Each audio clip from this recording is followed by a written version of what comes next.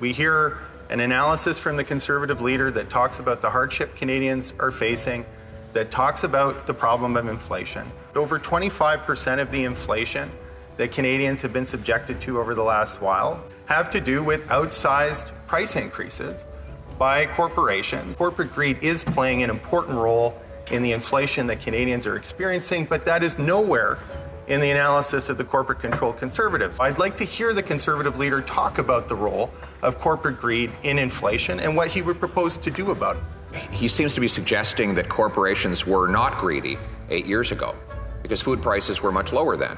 But that suddenly now, maybe it's something in the water, that the level of greed in the country has grown dramatically over the last 8 years, and that this is the sudden cause of food price increases. Well, reality is that big corporations always do well in an inflationary environment, and it's very simple. Why? If you have stuff, then you get richer when stuff goes up in price. If you need stuff, you get poorer when stuff goes up in price.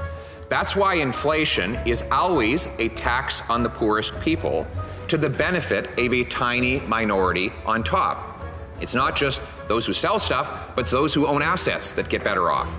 So that's why I warned in this House of Commons in the fall of 2020 that printing $600 billion of money was going to lead the billionaire class to become extremely wealthy, and it did. You're pumping $400 billion into financial markets, inflating financial assets, and enriching the people who own those assets, who are overwhelmingly affluent and well-to-do people. And in the process, you are diluting the wages of working class people. Inflationary costs are borne disproportionately by the poor and the disadvantaged. You're effectively transferring an enormous sum of wealth to those who have financial assets while diluting the wages of working class people. Are you not worried that this is going to expand the gap between rich and poor? The gap between rich and poor has grown. I knew this would happen because when you funnel hundreds of billions of dollars into the financial system, you balloon the assets of the people who have, and you increase the costs on those who have not.